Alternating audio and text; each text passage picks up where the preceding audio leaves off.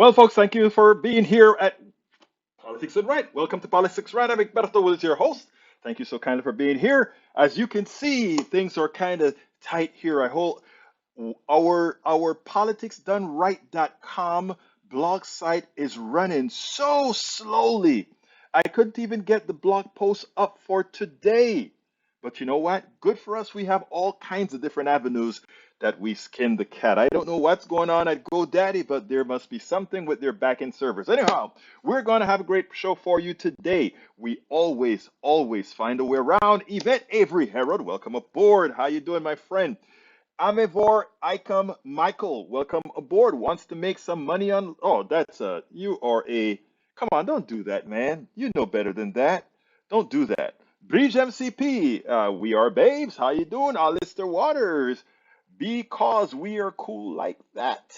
Let's see what else we have here. Let me go ahead and get this guy out of here. Alistair Waters, Bridge MCP. I'm laughing. Let's see what she says. I was laughing. We said the same thing. Oh, yes. Who else have we got here? Let's see. We've got E2247 is with us today. We also have Alistair Waters. AVQ has a whole lot of stuff. If you're just joining us, folks, drop your lines in. Drop your lines in right now. But before I get started with AVQ or anything else, do you realize that these guys just dropped the stuff for COVID out of the relief bill going to Ukraine? So we can send weapons to Ukraine, but we cannot invest the monies that we need at home with COVID to ensure that things work right with people with COVID. I mean, Democrats, I don't know. Democrats, if you guys don't know how to market, uh, and notice I said market.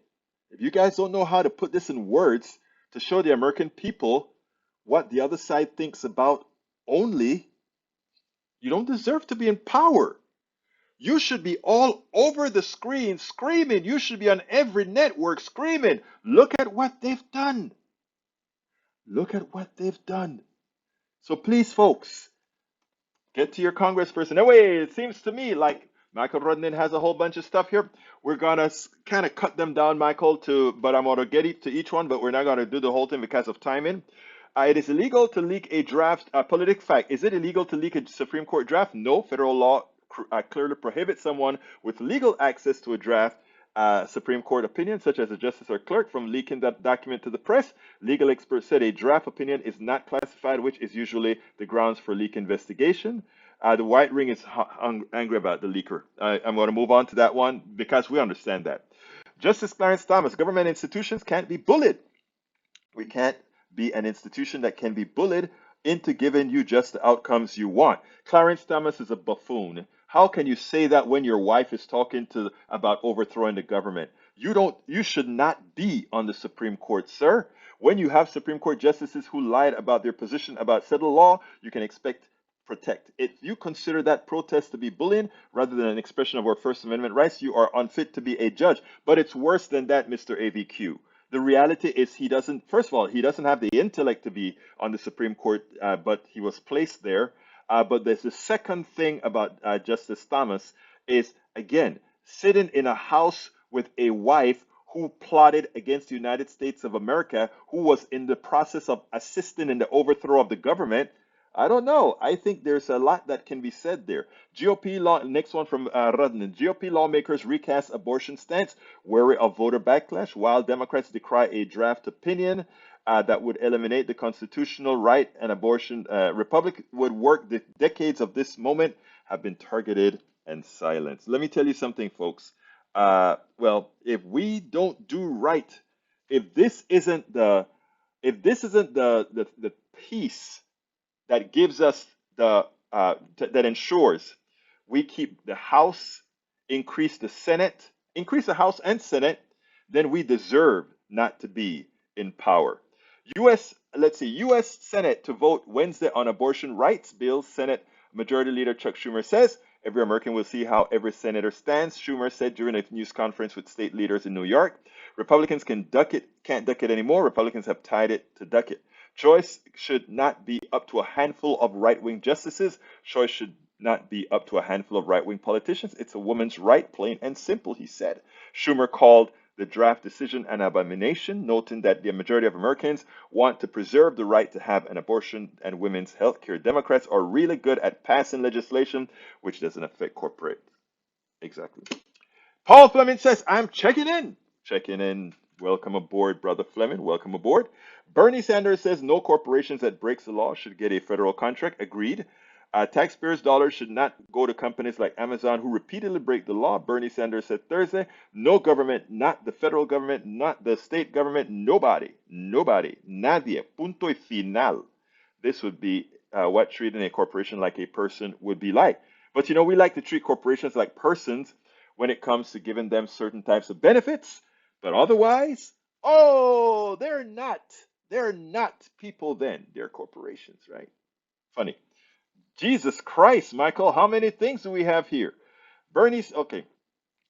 Sanctioned oligarchs' use of a Hakawa payment system is a desperate move, but not necessarily illegal, experts say.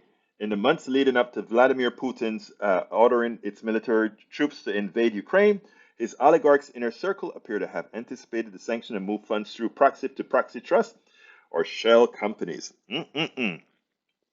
It's a move that could be seen as desperate. Experts have told insiders. I don't actually know how this works. I don't either. I just learned.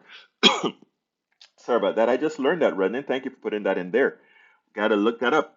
He has the link in there, people. Russian oligarch anticipated sanction months. I read that one already. Para ver. What else is in there? Any?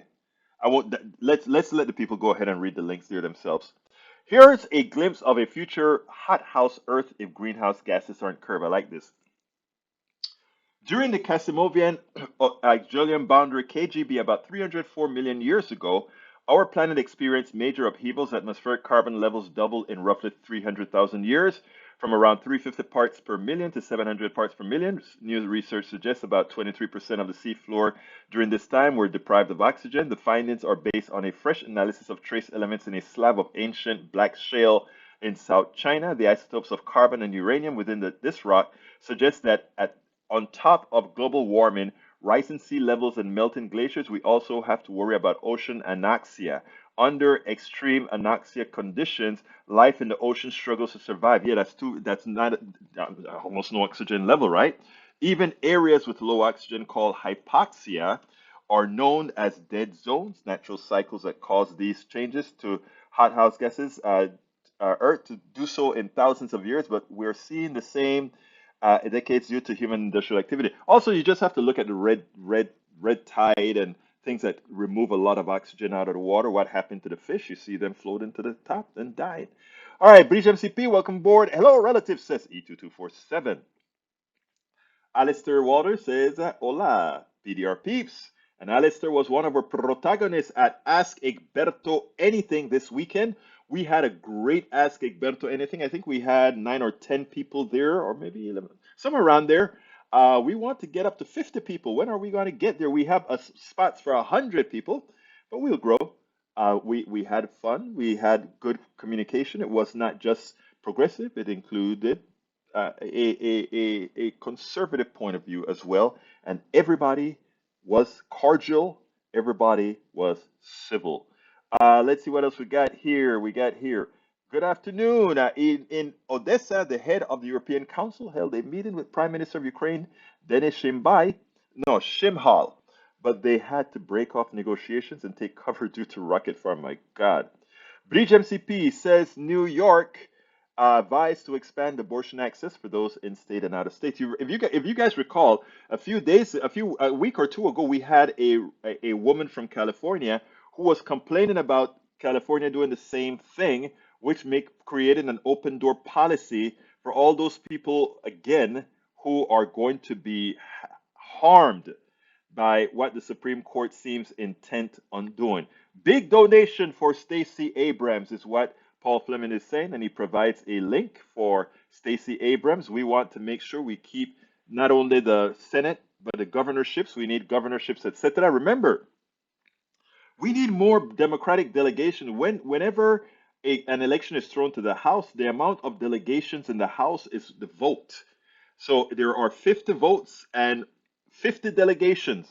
And we have, I think, 26 Republican delegations, which means if an election is ever thrown to the House, more than likely they wouldn't go with the popular vote. They wouldn't go with the will of the people. They will go with their ideological buffoonery. There you go. It's Berto says, feel free to pick and choose. No need to read all of them. I like to. Look, let me tell you something, guys. I like you to go to his. Randon gives you a link to all those things. Visit it. Eric Hayes says, quickly, each person needs to get a better BS protector and get away from. I saw that message. You placed that somewhere else.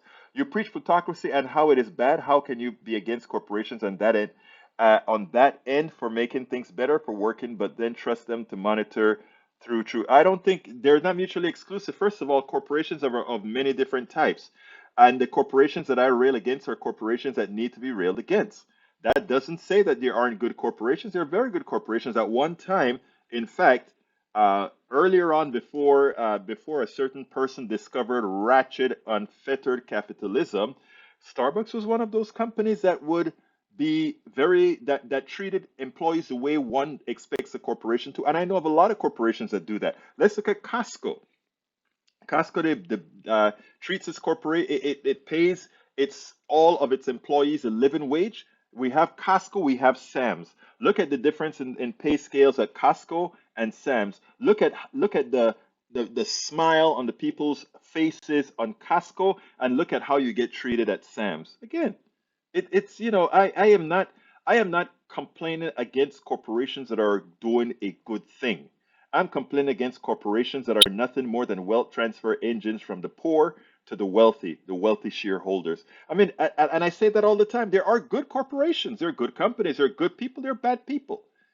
But by no token, the problem we have is too many on the right want to think that there's something magical about business that we should be enthralled with. No, absolutely not. Maywood says, hello, everyone, and how is everyone today? We're all fine. Eric Hayes says, price inflation via the college astronomical compared to previous years and his personal choice just as stuff. Loans or credit cards and mortgages shouldn't be let slide too. No, again, you have to change your level of thinking. You have to think through different levels of indirection. What the Powell Manifesto teaches is to tell you things and let you just absorb it and not try to break it down. I've broken down this many times before, and I want to do it again for one purpose here. Because we get new viewers all the times, I want this to be very, very clear. Very clear. Uh, the one-dimensional view of college debt is that you took out the loan, have some responsibility, and pay it. When you have several degrees of freedom, the way one should think, because things are not black and white, except math. Now, the math portion of why student loans should be forgiven is black and white, and who should pay for the forgiveness of student loans is black and white, and what should be done to those who were extorted to pay back their student loan, like myself and others. Again, that is debatable. But here's the deal. Corporations progressively paid less taxes because and each individual had to spend more to educate themselves to work for that corporation to enhance that company's value to their shareholders and bonuses for the corporations. In other words, we subsidized corporations, and we subsidized corporations who lend us the money, who lent the people the money, got paid interest, so they were subsidized by the people who shouldn't have had to borrow money to go to college. This isn't rocket science. This isn't rocket science. This is basic arithmetic. We were conned. And by the way, I want to digress a minute here because today I hear people talking about, well, the gas prices continue to go up. They continue to go up with there not being a shortage.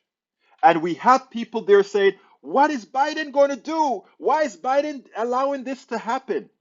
How can Biden stop what you same people who are saying stop it from happening would go crazy if he says, I am going to nationalize the oil industry right now, and upon nationalization, prices will stay right here and every employee will get a bonus, and all shareholders will just be liquidated, right? You want action. If Americans really wanted action, they would first understand who is to blame for the high prices. The high prices are a direct responsibility of the corporations. Punto y final. Nothing to discuss there. The corporations are responsible for the high prices of gasoline and petroleum. People like say, oh, it's the market. It's not the market, it's the manipulation of the prices of the product. Numero uno. Número dos, this is nothing more than a rich group of folks saying, I can take your money because I have the right to do so. You must use petrochemicals to get to work. You must use petrochemicals to get to the hospital. You must use this natural resource that you never designed or own. You chose to decide the price this natural resource will have, and in the process, you are taking the monies of most Americans and putting it into the pockets of a few. I'm sorry, that is not a question, that is not an ask, that is a fact. And until we start blaming those who need to be blamed for insurance, these crooks, these charlatanes, these thieves, these thugs in suits. I call them I call them suits, right? Thugs in suits and ties. Check that out. So those guys are the ones absolutely responsible for inflation. And you know why this continues to happen cycle after cycle? Because the Powell Manifesto has ensured that we stay fairly unintelligent on these issues so that they can continue to do these things over and over and over again and then blame either the politician like the president or some mythical market. There ain't no real market of this sort. I wish more people could understand that this was something designed by man to keep the few men and the people they invited into this design in power and well moneyed. Okay? But again, it's so hard to teach just when you've been indoctrinated your entire life that somehow this system is divine. It is not at all. It is not. Let me continue with the question. And welcome aboard, ATL. Tank Murdoch says, "Let's go, Brandon." Is that supposed to mean something? I don't know. Daniel Ado, it's estimated that the SCOTUS striking down Roe versus Wade will save 1 million lives in the first 5 years. No, it won't. Let's do some extrapolation. I love that Daniel says that it'll save 1 million lives. No, it won't. Because here's the deal, right? That 1 million lives that didn't start in the first place, but they made it come to fruition. That 1 million lives, the one thing they do is they grow up. And the one thing we are poor at is taking care of people that are alive. So whereas you may say, oh, 1 million lives are going to be saved, you know how many of those are going to die because we have a system that doesn't support them? So no, Mr. Ledo, that number is patently wrong.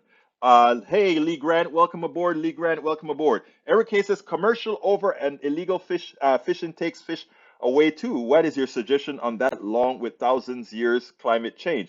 Commercial over illegal fishing. What is illegal fishing? If I'm in the middle of the ocean and I just drop a line, is that illegal fishing? Oh, but no, I forgot. Countries have this stuff called territorial waters, right? I think it's 12 miles off each coast. But when you're a country like the United States, you can say, but my commercial ownership of the ocean is 200 miles off my coast. I don't remember the number, but something like that, right? The big countries can say how much their commercial value is worth. I mean, how their extraterritorial over the, is worth. I don't have the numbers. Somebody will look it up for me. All right, let's see what else we got here. Para ver. Eric says California lets the criminal run rampant too. Wow, really? I guess in Texas too, right? We have a lot of gunslinging in Houston. Since these guys deregulated guns in Texas, the shootings have gone berserk. And not only has the shooting gone berserk with criminals, but People in their own homes are killing each other. Wow. How comes Democrats in Houston and Democrats in Texas are yet to make that argument? I am going back to Texas, and I'm going to be really giving some of my Democratic brethren a very hard time for campaigning incompetence. All right, let's see what else we got here. Carl Cox says GOP working hard to end democracy. Yep, I wrote an article titled "How Minority Rule: How the GOP Will Use the Court System to Effect Minority Rule." Please check it out. I also put it on Medium. Okay, Breach MCP, they sure are, Carl Cox. All right, let's see what else we have. E2247 says serious fire weather conditions over the southern plains and desert southwest on Monday, continuing a multi-day stretch of bone dry and windy conditions. Yes, yes, yes. Breach MCP says I would call Tank and a-hole, but even they serve a purpose. Come on, Breach. Remember, we don't call names, my dear beautiful, beautiful Breach. We got. Let's keep Tank around. Tank is going to give a lot of material that people are so really okay. Costco is only available in high income areas. No, I think what you really mean is Costco is generally available in more urbanized areas because again, that's cost right now, right? They're not as big as Walmart, and they pay. Right now, right there's a Costco pretty close by. This is not a like a high income area at all where this Costco is. So let me just say that that's not necessarily true, but I mean it is in a lot of times in higher areas than it is than Sam's, but that's not the point. The point is the prices at Costco are relative or similar to the prices at Sam's. I mean, you look at the price differential. There's no price differential there, but there's again, it all depends on who you want to where your morals are. That's what it's all about. Okay, Lee Grant says protests outside of Scudder's home, threatening family members, children. This is third world stuff we've descended into. Yeah, because we have a third world Supreme Court. I mean, one action led to another. Third world behavior from a Supreme Court. That's what we're seeing, a third world behavior from a Supreme Court. Tom C says, in Roe versus Wade is overturned, each county in Michigan will independently determine if abortion is legal or not. The divided states of America. I have a piece coming from Farid Zakaria. I think you guys are going to like. Let's see what else we got here. Lee Grant, third world stuff would be adding violence to the protest. That's what they did on January 6th. Exactly right. Most serious danger zone, including Las Vegas, New Mexico, and Pueblo, Colorado. Surrounding that is much broader critical. Yeah, the fire is really bad, buddy. Bridge MCP says SCOTUS will, well, he can always go to another state. Eh? Yep. Yes, he could. That's what he says, right? Exactly. That's what they're doing. I agree with. I love that sentiment. I never thought about it that way. Lee Grant says, I see attack on Catholic churches and disruption of services. Where are your progressives on that? We don't want violence anywhere, period. Punto y final. Carl Cox, protests at SCOTUS homes if peaceful, okay. If threats are made like conservatives do at liberals' homes, that is unacceptable. Exactly right. What's good for the goose is good for the gander, but we don't generally have violence, so that's the name of the game. Colleges should lower their overrun costs. Look, colleges can do their part in reducing costs, yes, but again, the biggest portion of this is the failure of collecting taxes from the pilferers, the corporations. Punto y final. Let's see what else we got here. This is not the typical for this early in the season. No, it's not. I'm worried because Texas already, and Alistair Waters can tell you, she's in Conroe and she can tell you how it's burning up. And the thing about it is, I'll be down there in the next few weeks. It's going to be, oh my God, madre mía, qué calor va a tener.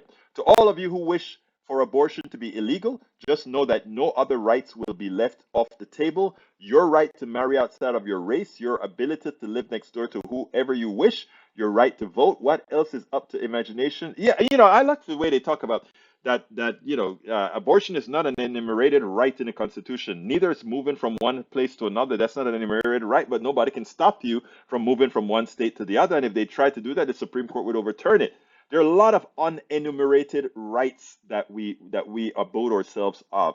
So that is a false argument. It's a very disingenuous argument, and it's actually a rather silly argument. Patricia E. Forter says, number one, error by USA corporatocracy. Terrorist government, the corporations is first responsible to pay their investors. Salt should be the general public and world's health. That is so amazing. That's so true, though. Whenever there's debt or whatever, the ones that's made whole first are corporations. In fact, let's go a little bit further. In certain states, after slavery was abolished, guess who got paid? Not the slaves who did all the work for decades for that slave owner. The slave owner got paid for that slave's freedom. The government paid the slave owner for him relinquishing. Think about that. Yet they don't want to give reparations for the people who built the country, right? Wow. Every case is actually, Egberto, the oil workers in the field don't wear suits. No, that's not who I'm talking about, though. Again, nationalization of the oil industry is going to pay them more. You heard what I said first. We're going to give them bonuses because we're no longer going to have all those windfall profits going to those shareholders. They will be going to those people who put their bodies and soul at risk. That's who deserve the money, not the executives, not the shareholders.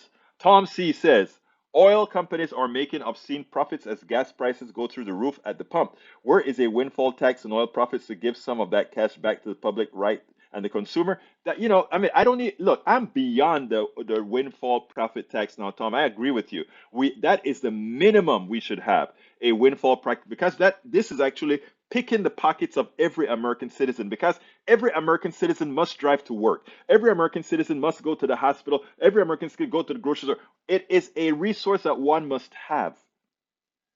We should not allow the extortion that the oil companies are doing now. And I don't hear enough people out there saying it's time for at least windfall profit tax, but I am ready for nationalization of the petrocarbon industry. Punto y final. Nationalize the damn industry. It's time.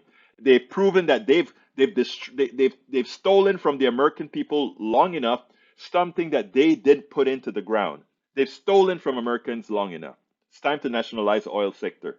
It's time to nationalize. And I'd like that to be on everybody's tongue. Nationalize the oil industry. Nationalize the oil industries because they are proven thugs. They are proven thieves. It's time.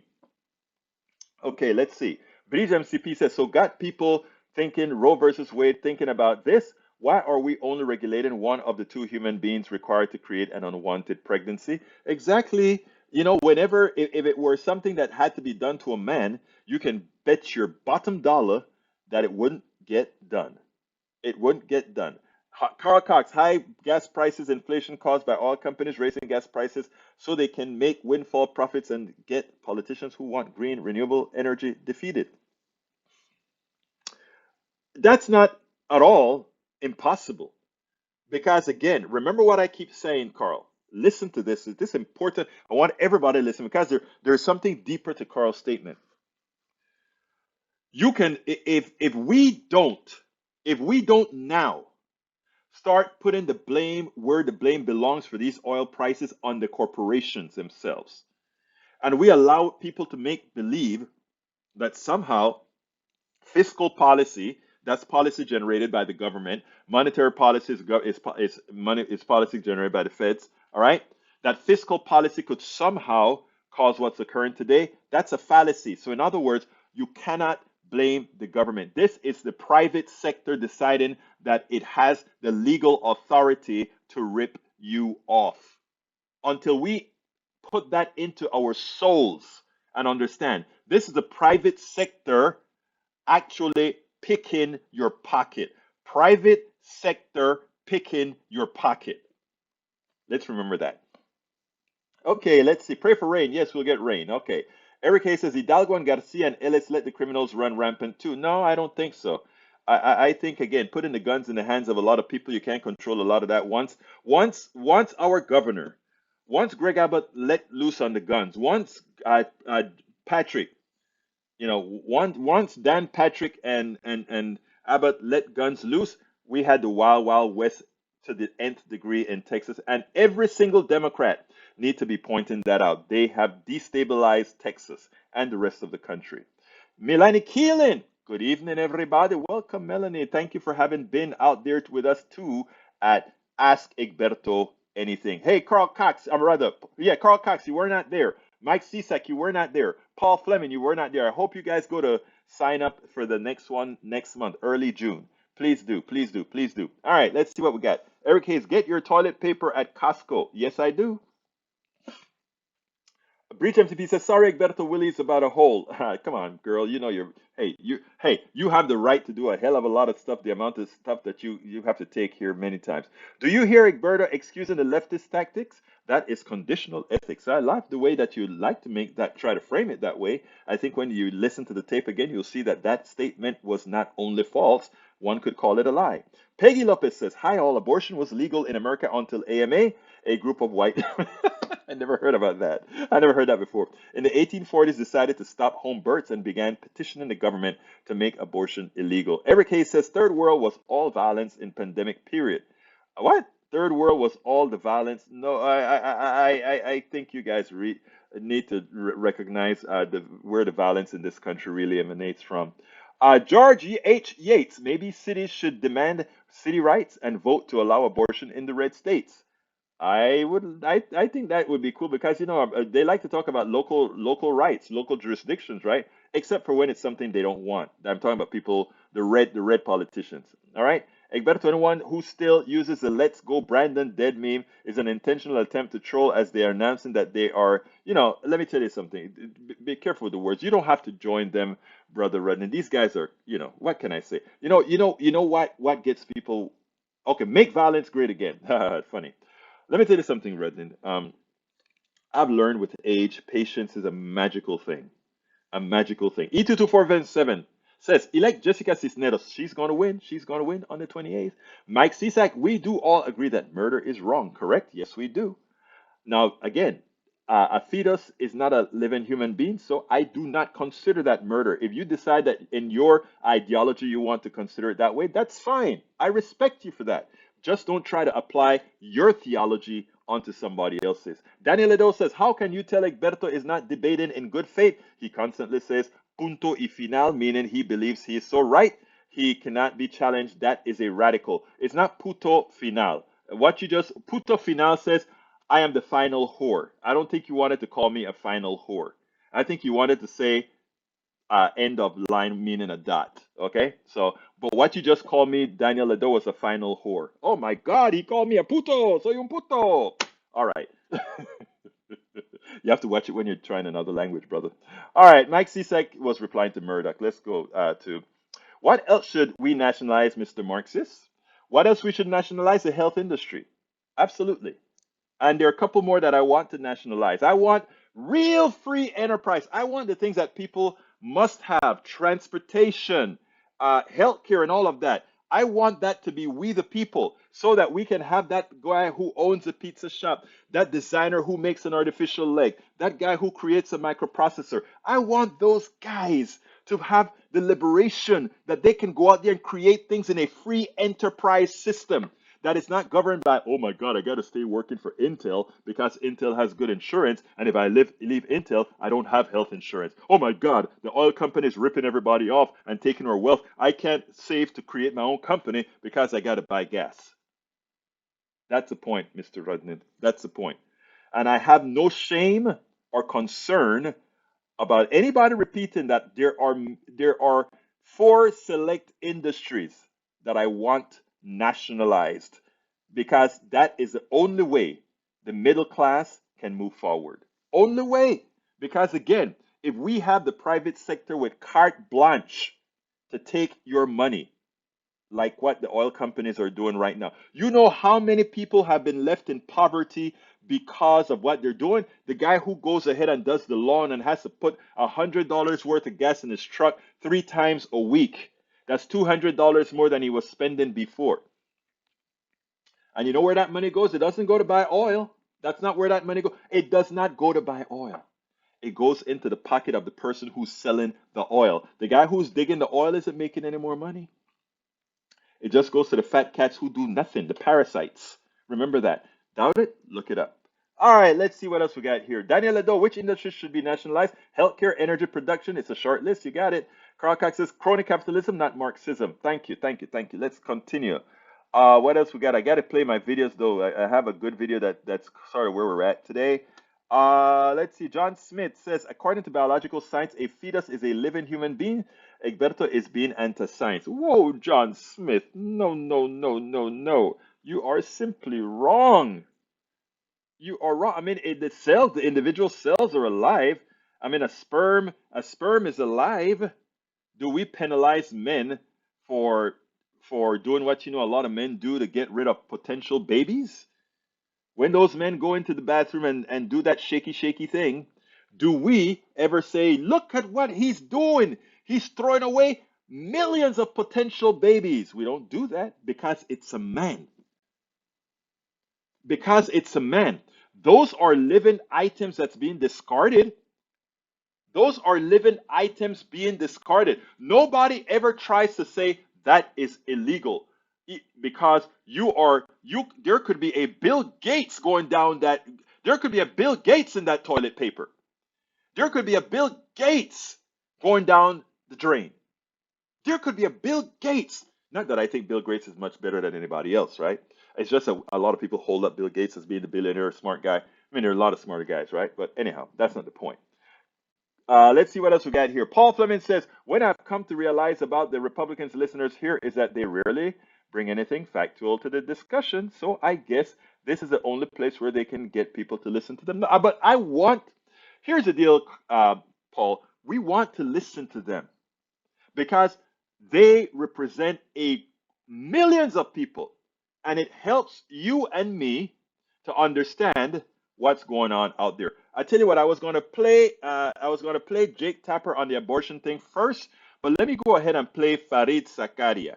I want to play Farid Zakaria first because it actually illustrates some. No, I tell you what, I'm going to go one after the other. Let me do the Jake Tapper first, and then we'll go into the other right after that. So check this out, and then we'll take it on the other side.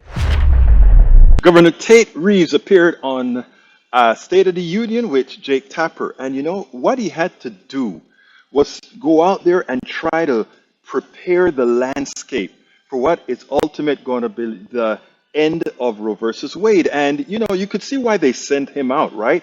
At first, in the beginning of the week, everybody attempted one thing, to take the news off of what's occurring to women with this impending Supreme Court vote and have them concentrate on this thing called the leak. Well, earlier, you know, the White House the White House press secretary, Jen Psaki, she admonished a reporter who attempted to take the Republicans' talking points about, it's about the leak. It's about the leak. Shouldn't you be upset about the leak? And she said, no, I am not going to take the focus off of what Republicans are now doing to women. We're not going to take the focus off of that.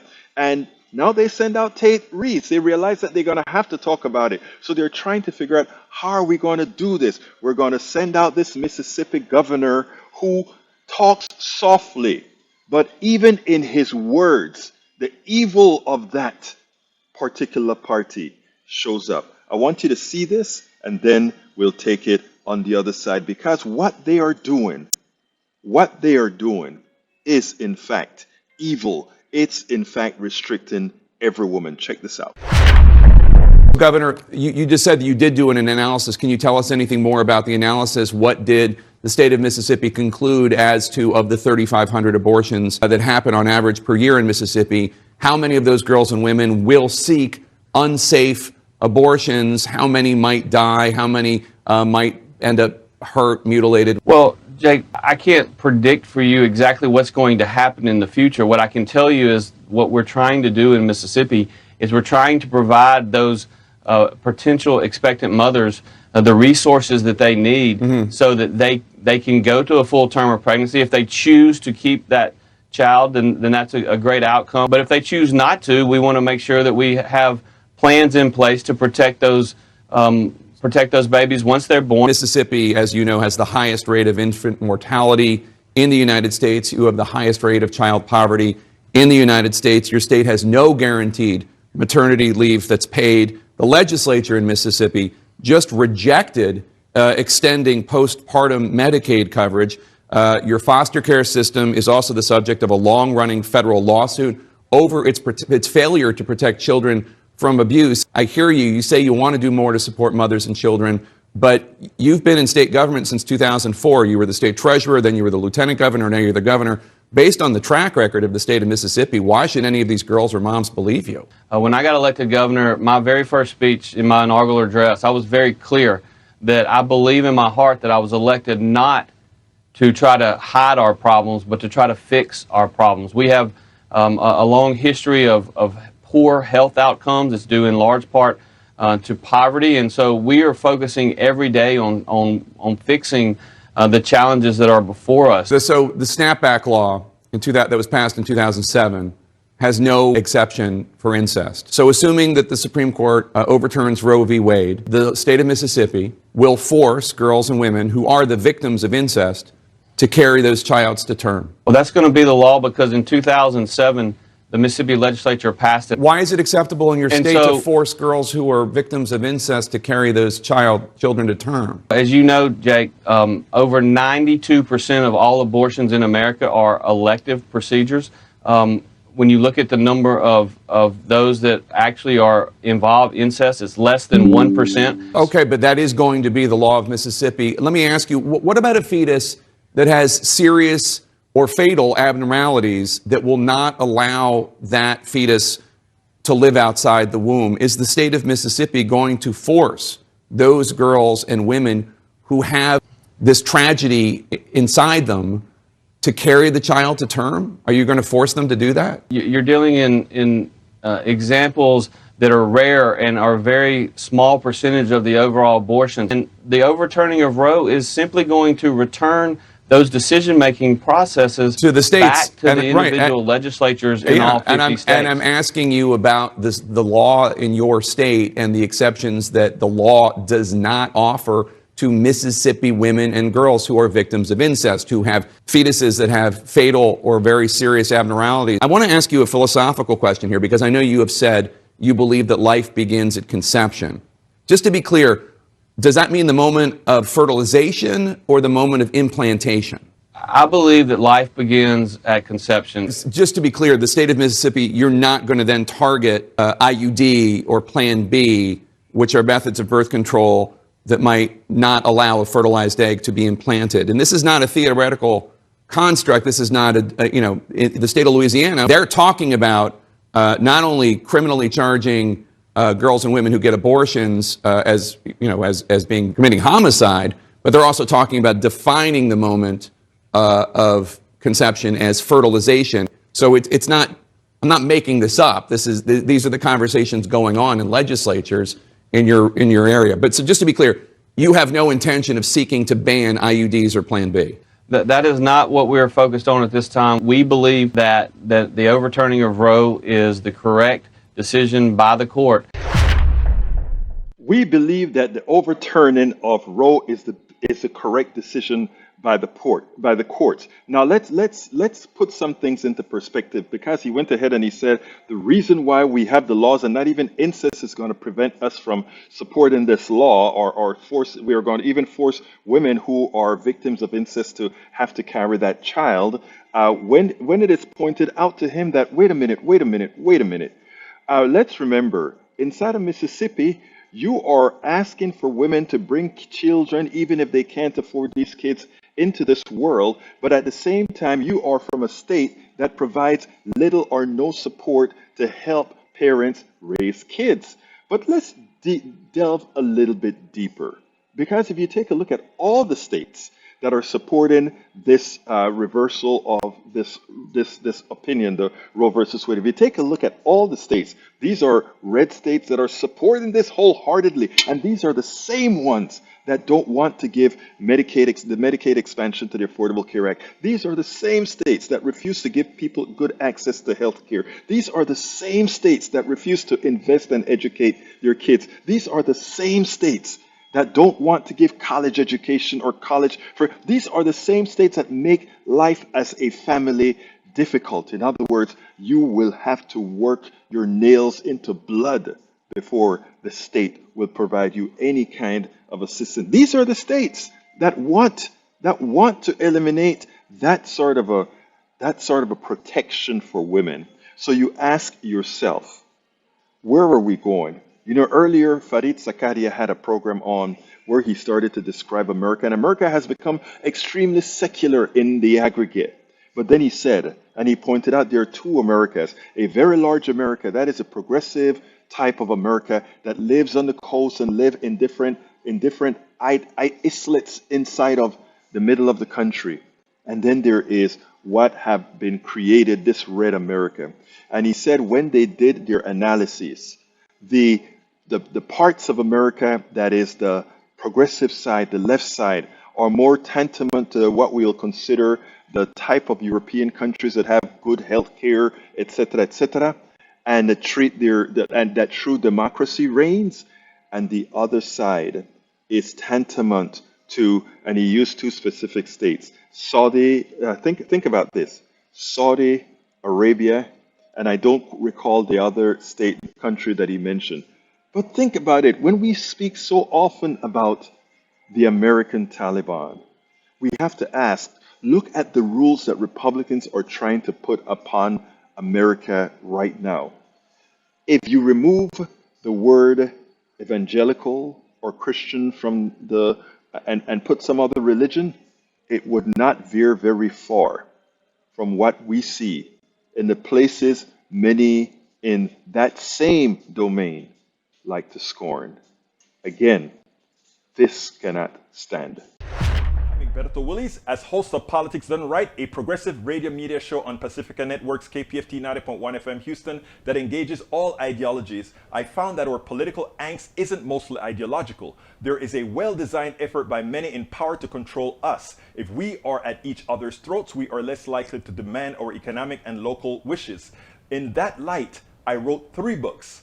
I wrote the first one titled, As I See It, Class Warfare, the Only Resort to Right-Wing Doom, to describe the entire economy in a manner we can all understand. It highlights why it was designed to pilfer most as it empowers a few, the chosen. The second book, titled, It's Worth It, How to Talk to Your Right-Wing Relatives, Friends, and Neighbors, take it to the next level. After understanding how the system pilfers, it is incumbent that we can speak to our peers to empower a change. The third book, How to Make America Utopia, Take Away the Economy from Those Who Rigged It, gives us a place to land. After learning about our economy that is dysfunctional for most and learning how to engage the other side, we point out what would make an economy that works for all.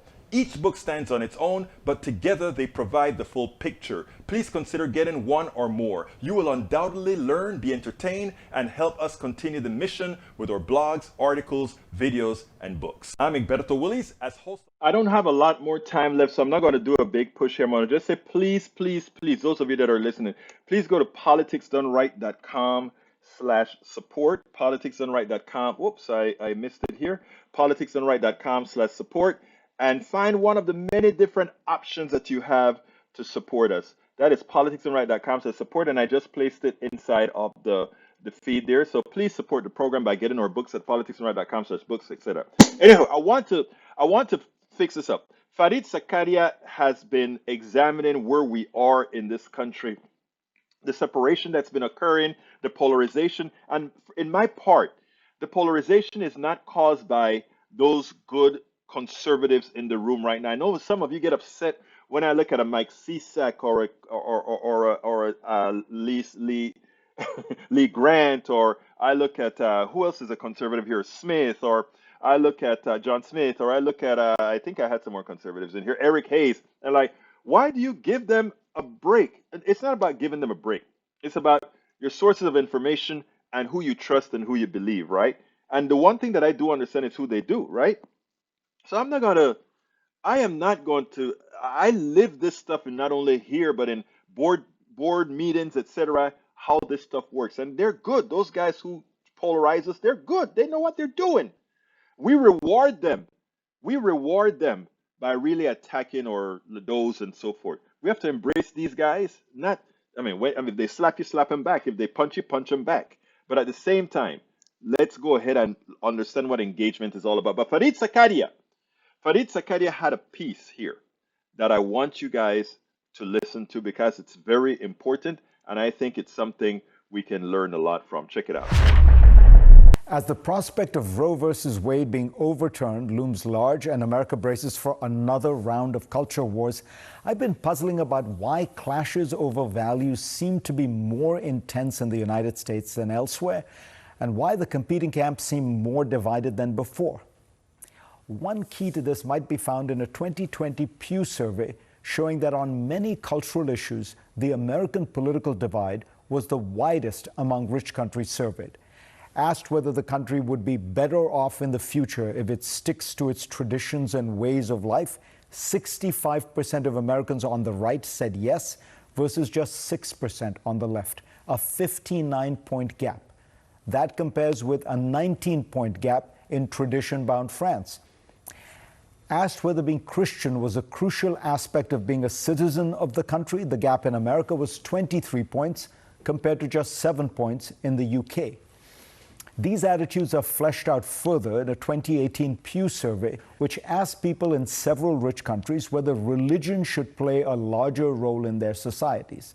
In America, 71% of people who identified as conservative said yes, while just 29% of liberals agreed. That difference, 42 percentage points, was off the charts compared to the other countries. The gap was 17 points larger than those in the next highest countries analyzed, Canada and Poland, and roughly 4 times the gap between right and left in Sweden and Germany. In the UK, 35% of conservatives wanted religion to play a larger role in their country versus 28% of liberals, a mere 7-point gap. Many of the forces that seem to be at work, globalization, technological change, immigration, are happening in other Western societies as well. In fact, if you use the size of trade in a country's economy as a measure, America is less globalized than many European countries. It's not even special when it comes to immigration. Canada and Sweden have a larger share of foreign-born people in their societies than does the United States. And of course, technology is at work everywhere. In his last book, Religion's Sudden Decline, the distinguished social scientist Ronald Inglehart offered an answer. Inglehart pointed out that the most striking cultural shift of our times is the decline in religiosity in most countries. When Inglehart and his colleague Pippa Norris analyzed survey data on attitudes toward religion from 1981 to 2007, they found that most of the countries studied had become more religious. But between 2007 and 2020, the overwhelming majority became less religious. The standout in the recent studies is the US of A. For a long time, America was the outlier in showing that rich, advanced countries can still be religious.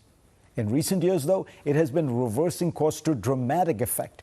Since 2007, the US has been secularizing more rapidly than any other country for which we have data, notes Inglehart. Adding, by one widely recognized criterion, it now ranks as the 12th least religious country in the world. Inglehart explains that this process of secularization has many causes, mostly relating to the decline of group norms, of mechanisms of control, and the rise of individualism. But here's the interesting part. As this broad shift is taking place in the US, it is coinciding with increased polarization. So the picture that emerges is of a country that is rapidly secularizing, but at the same time seeing a strong backlash to that process. Big changes are leading to big reactions. You cannot really understand America anymore by looking at averages. It has become 2 countries. One is urban, more educated, multiracial, secular, and largely left of center. The other is rural, less educated, religious, white, and largely right of center.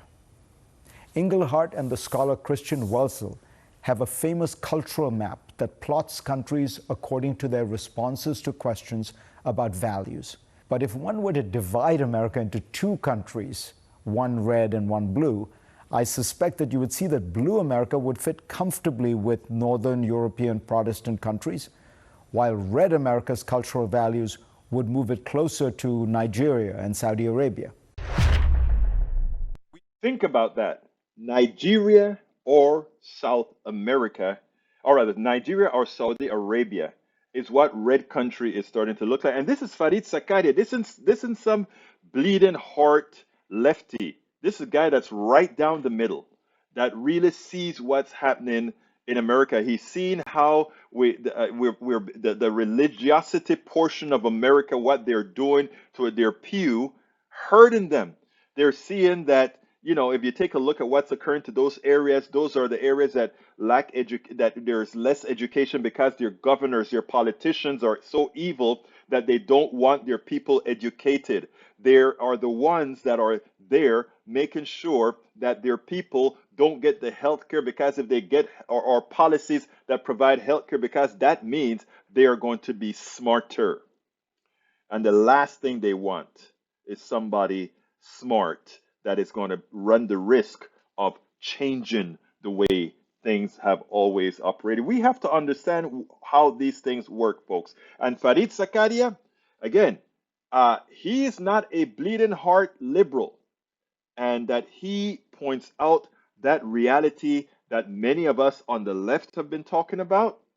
Just give that kind of a credence to what it's all about. So, folks, we're coming close to the end of the program right now. I want to thank you all for being here.